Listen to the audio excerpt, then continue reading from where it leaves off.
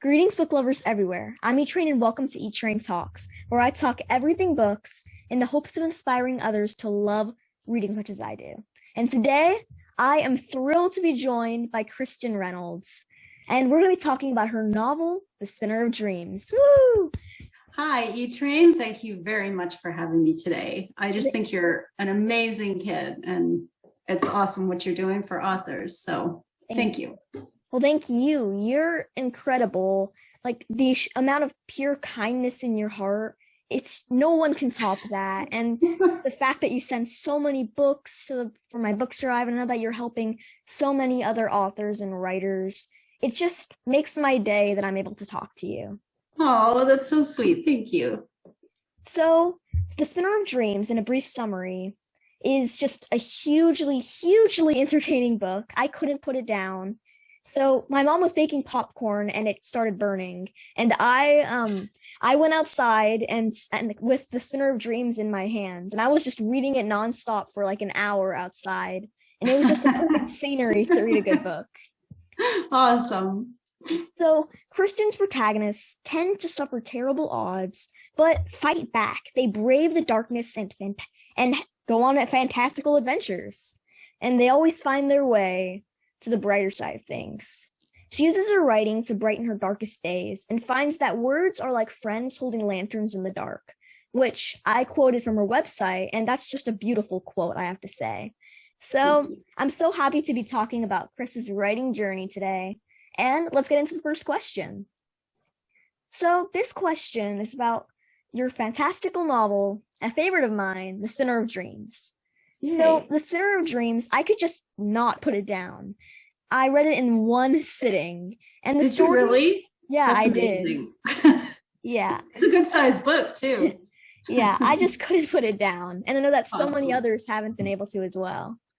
And the story is an absolutely amazing page-turning suspenseful fantasy adventure. And for those who've not yet read The Spinner of Dreams, the protagonist Annalise is born with what she believes to be a curse that fell from the sky. But what she first deemed a curse may actually be her greatest power, her greatest strength. This is an absolutely beautiful message, and I'm sure everyone, including myself, would love to know where the inspiration came from for your storyline. So The Spinner of Dreams, like all my books, usually the protagonist, the main character, comes to me first out of nowhere. I see their face and I kind of follow what they're doing. And I saw this girl, you might remember it. There's a scene with her following a cat through the field. So that came to me first. That was the first scene I saw with her in it. And I was like, ooh, who's that? And what's she doing? And I kind of, just get on my laptop and figure it out on paper. Like I kind of plot a little now, but I never used to. I used to just get that first image and sit down and write whatever came out. But kind of like when I was a kid, I had a really sort of hard childhood. And actually my family, I learned only a couple of years ago when I was visiting home in Canada that we were talking about the curse from this book. And she said, our family was actually cursed, right? And I was like, what are you talking about? And she said, it's a long been known on my mother's side of the family that there was some old curse or something. And I was like, well, that makes sense. So that kind of all rolled together into this book. And I wanted to show that kids with mental health stuff and, autistic kids and things that go through a lot of dark times can they can overcome things too. They can find their strength and get past it. And I wanted to show a protagonist with those things being the hero. You know what I mean? Yeah, I definitely know what you mean. And just having a protagonist that overcomes what they believe is a weakness. I think that that's probably just my favorite aspect of middle grade. Seeing the main character overcome their challenges and kind of face them head on is really just what I love about the characters in middle grade, because me too. We always know that they're going to come out on the other side. They're going to be okay. And it's not just luck, they're strong. And I think that just their strength is really what keeps me interested because I love to see how they grow as people.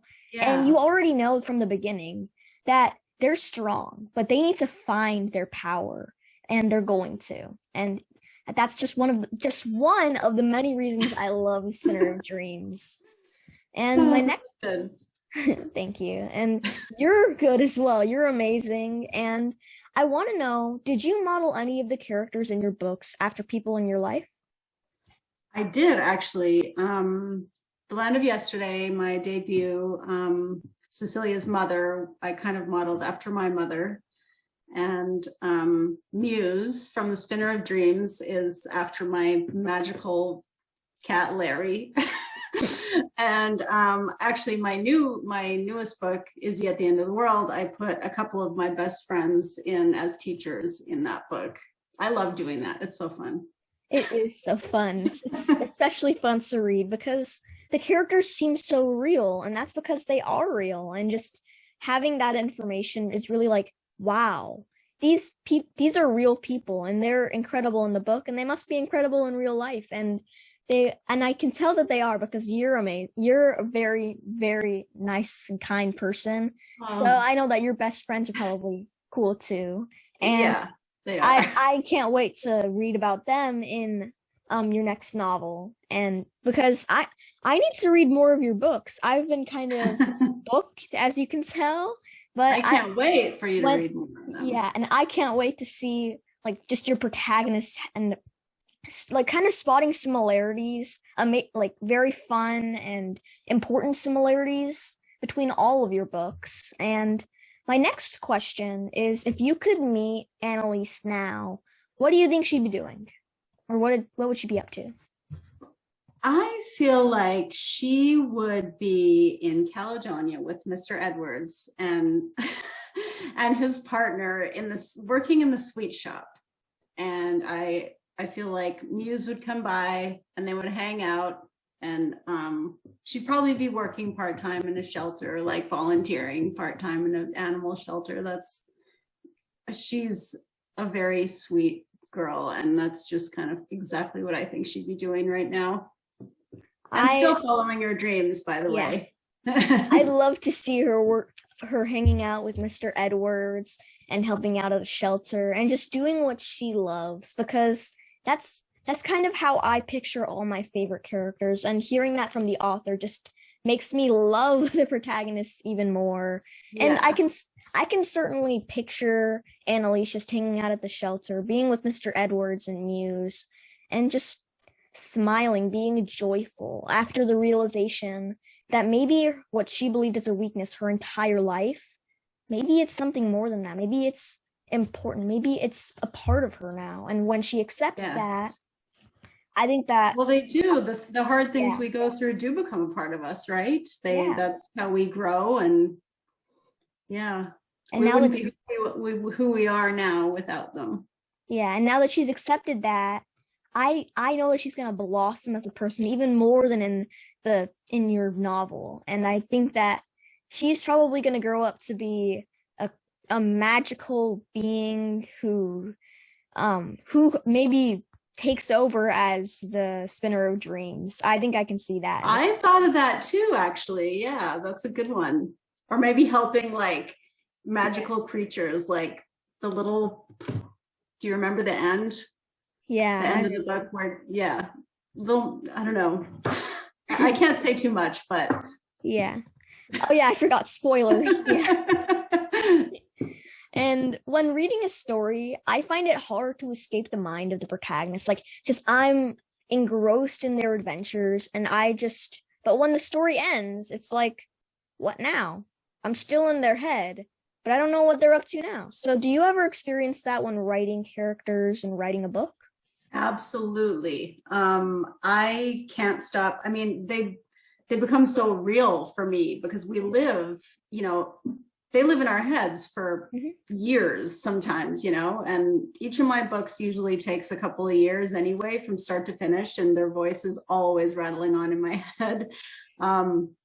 Yeah, and usually when the new book you know, when I'm settling into a new book, that's the voice that takes over. So Izzy's voice is still in my head telling me things a lot of the time.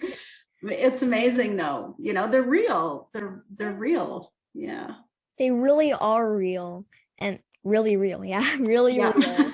And I think that maybe after writing so many characters, you might have different perspectives of life in your head. Like maybe Izzy's telling you one thing, like do this, but then Annalise is also telling you, like you might have a sneaky side of you that's from one of the protagonists, or a friendly, a kind, a kindred part of you from another protagonist. I think that Yes. I just can't wait until I write books and I have that same feeling. I can't wait to read your books one day. Thank you. And I know that you're going to be writing even more. And Izzy at the End of the World is coming out in 2023. And you also have a picture book out August 23rd. It's just, I can't wait for what's to come. And the cover of your new novel, it's beautiful. Isn't it great? Yeah, oh my gosh. Yeah, I was so happy with it. Yeah. And the artist is also autistic, and I'm just thrilled. Yeah. And I can't wait to read it. And what do you enjoy most about being an author? And if you had to choose another profession, what do you think it'd be?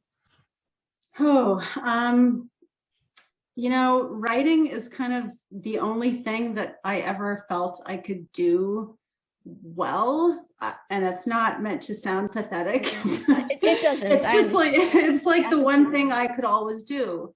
And when I was really young, and you know, like my mom died when I was 7, and I was kind of alone a lot of the time, and I didn't talk a lot, and writing was how, you know, I wrote notes to people and passed them notes, like to my family when I didn't want to talk. I was always writing, and then I started writing poetry really young, at like 8 years old, and writing was just always how I got everything I couldn't say out.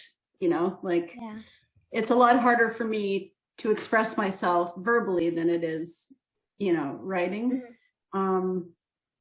So I just love it. And I love that it's kind of like writing and being an author is like a time machine.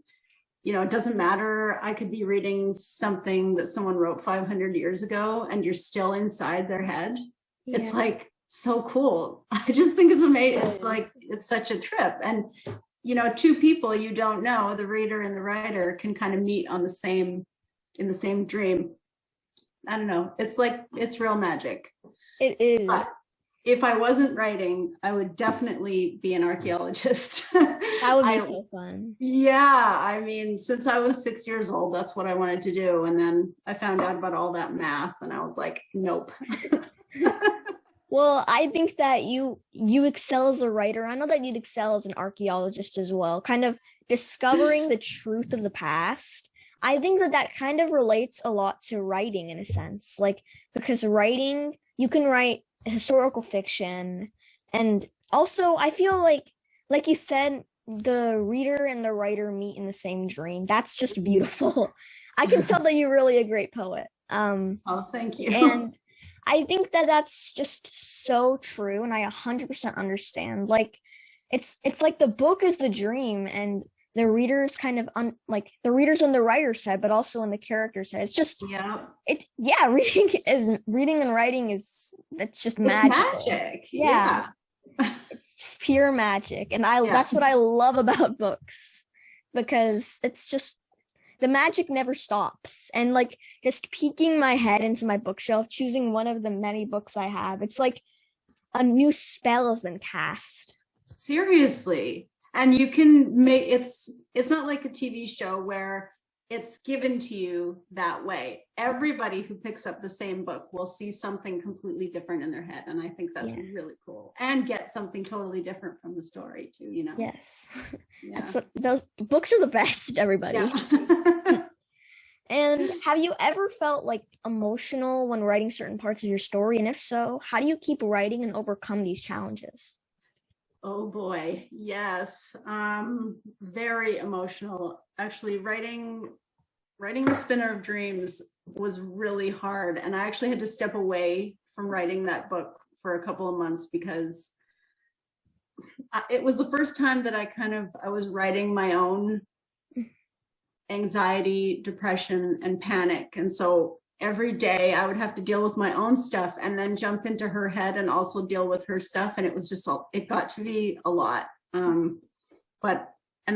I kept reminding myself, like, why are you doing this? Why do you want to be doing this? And it's for, because I never had a book like that, when I was a kid. And it would have helped me so much to know that I wasn't alone, because I always felt so alone in my problems, so I started reading like adult books when I was like Stephen King and stuff when I was like 10 and 11, and that might not have been the best choice for a 10 or 11-year-old, but like if I had actual middle grade books written by someone who understood yeah. Mm-hmm. I think I love that. And I think that what you said is so important. You're right. You're writing, you're also helping yourself, but you're also helping others, helping kids who need that reassurance. And I think that writing, that's one of the main, just beautiful things about writing, because writing, not only do you express yourself, but you can help others express themselves as well. Like you're writing your truth, and that might also be someone else's truth. And when that person with the same truth discovers your novel, I know that they're going to be just so happy, and it's like the book is their friend. That's how I feel exactly. A lot. That is exactly what I want. It's a book friend, because everybody needs a book friend.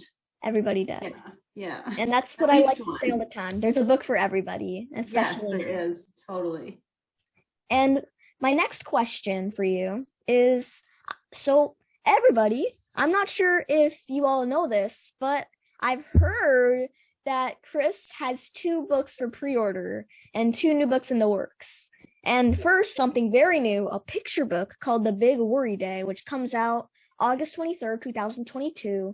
And super exciting news, a new middle grade novel titled Is He at the End of the World, which just in the past few weeks, just in the past week even, the cover was just revealed, and you're going to love it. It's amazing. The cover art is impeccable. It's beautiful. And just the title, I don't like to judge a book by its cover and title, but I'm certainly going to judge it, and it's amazing. It's certainly amazing. And that's going to be available February 2023.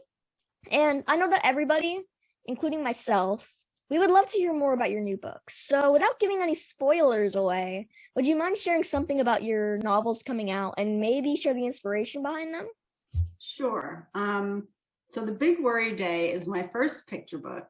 And actually, insider fact, picture books were what I started writing years ago when my firstborn, who are adults now, were really little.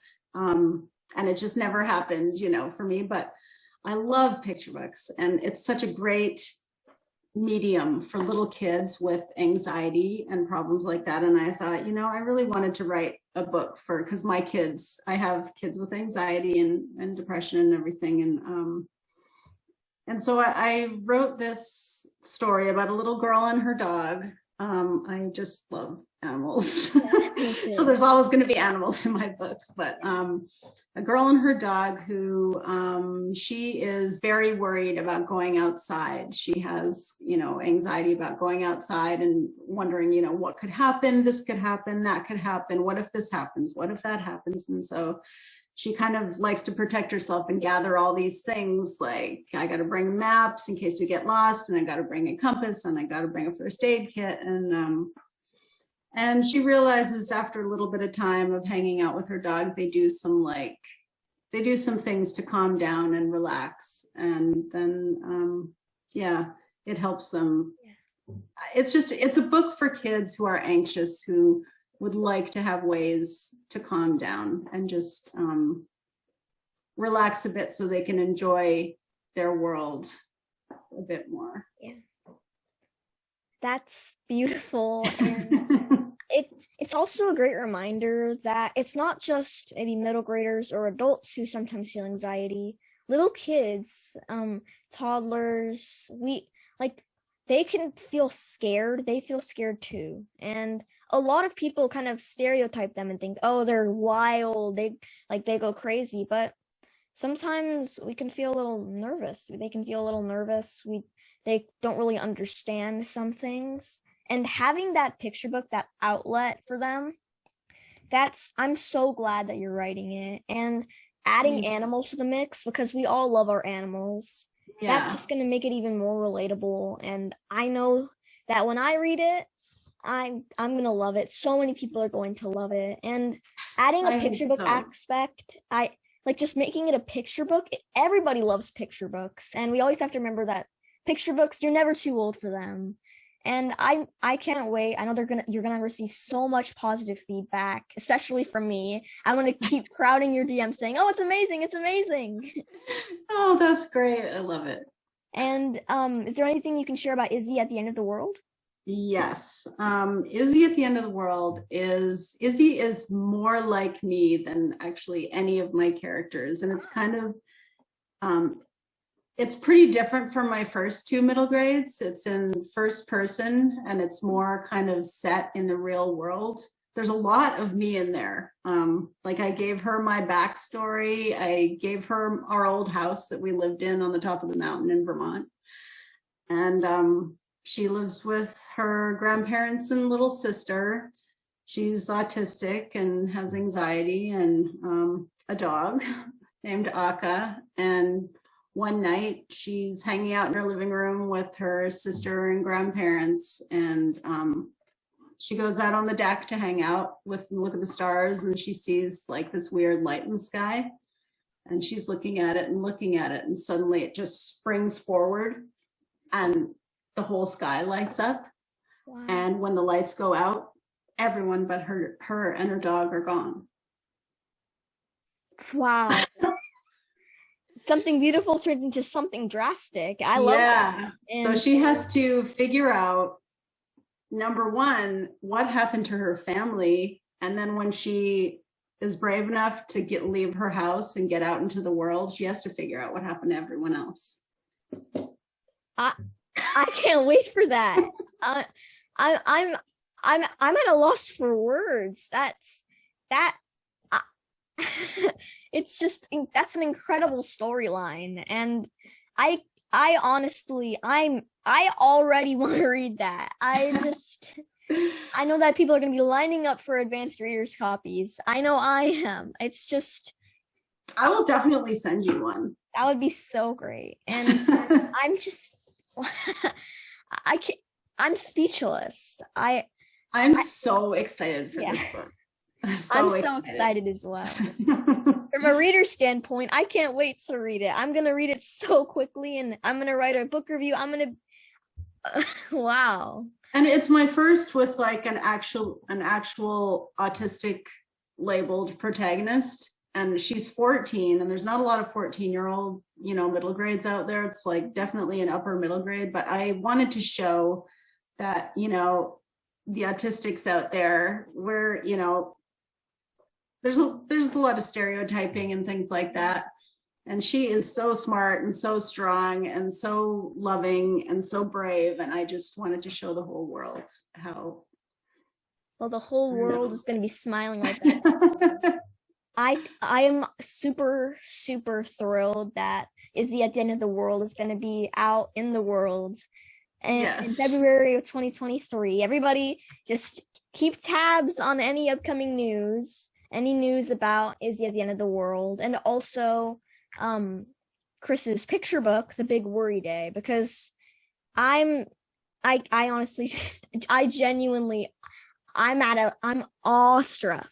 Those are two beautiful storylines, and they're so, even if they're like, for instance, Izzy at the End of the World is kind of fantasy. It's so true. It's so relatable. Sometimes you kind of feel like maybe it's the end of the world. Like we kind of feel isolated in our own head, in a sense. Like maybe we're the last person on Earth because nobody really understands us sometimes. Exactly. I think that Izzy is a perfect reflection of all those kids out there who need Izzy.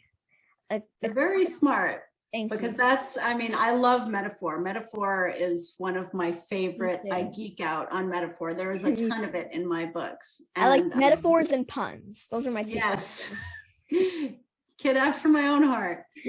So yeah, that's definitely like, that's how I wanted it to feel. Like she feels like all alone, and that's her external world.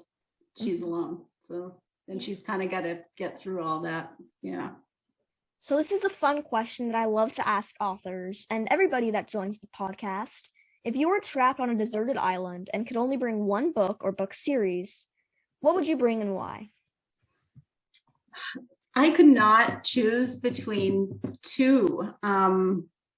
My favorite book, my favorite adult book in the entire universe is Kafka on the Shore by Haruki Murakami. He is my favorite author in the world, and he writes books like people dream. It's very surreal, but very gentle and very, I love him. And full of metaphor. So you could read that. It's a book you can read like 10 times and find something new every time you read it. So that one, but also The Little Prince. If I had to pick a kid's book, it's going to be The Little Prince, because that book is, it's absolute genius. It's, Mm-hmm. I mean, a kid can read that book, like a little kid can read that book and read something totally different than someone a bit older who reads it. And, you know, like it's, I love it. I love The Little Prince too, and I need to read the adult novel that you recommended when I'm an adult. I don't know if I don't know if a middle grader can read it, but No, dreams have so much meaning and metaphor. So, and I love dreams. I think that a lot of people believe that they don't have meaning, but I feel like they always do. And like a book is a dream. I do too. There's Yeah. so many variations of dreams. They're so vivid and wonderful and magical. So when I'm an adult, that's the first book I'm going to go to. I'm going to go back to this interview and think, oh yeah, there's a title. I need to look this up right now. I'm going to love it. Did you read The Land of Yesterday? I haven't yet. I need to. You should, because I put The Little Prince in there. Oh. That's how much I love The Little Prince. He like makes an appearance in chapter 10. Well, I love seeing appearances from my favorite books. And yeah. I need to read The Land of Yesterday. I just need to, and I know that all of you also need to. And now it brings me to my final question. The question I ask every single one of my guests, and I receive many inspiring and just interesting answers. If you could be or meet any literary character, fictional or real, there are no wrong answers. Who would it be and why? I think Anne Shirley from Anne of Green Gables, because when I was little and after my mother died, and my grandmother adopted me soon after that, and she used to read to me every night, and she read me all the Anne of Green Gables books, and she was the character who she reminds me a lot of Annalise.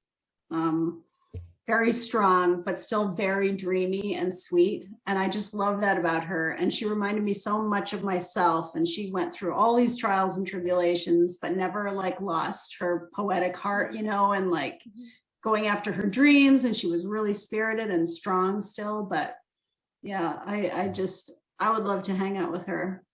Yeah, that's such a great answer.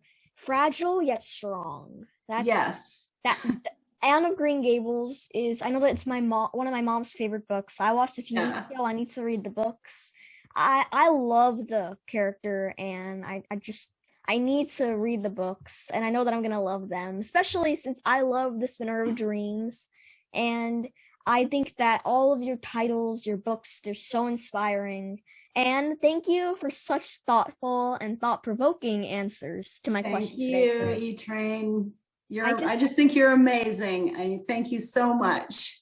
Thank you. I just knew it'd be a pleasure talking with you today. You're such a creative and just wonderful person, not to mention a talented writer of magical spellbinding stories. I just can't wait to read The Land of Yesterday, Izzy at the End of the World, The Worry Day, all of your books when they your new ones when they come out, and also The Land of Yesterday, your debut.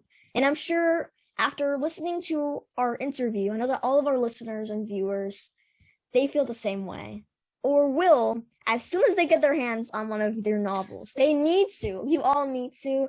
The link in the description. There's a link in the description to go to Chris's Twitter so you can learn more and see the cover reveal of Izzy at the End of the World and just a bunch of information about her novels and work as a literacy advocate. And you can also go to her website. It's a very magical place. And that's where I got the quote. So she uses her writing to brighten her darkest days and finds that words are like friends holding lanterns in the dark. That's just beautiful. And that really reflects her personality and her writing style. And everyone, that's all for today. My guest has been the wonderful Kris Reynolds, also known as K.A. Reynolds. And she's amazing. I know that you all agree. And you need to read her books. I know I've said it many times, but each time is just as true. And what are you waiting for? Go to your local bookstore. You need a copy. You need The Spinner of Dreams. You're going to love all of and pre-order the other two. Yeah, definitely. And just bye, everybody. Happy reading. Bye.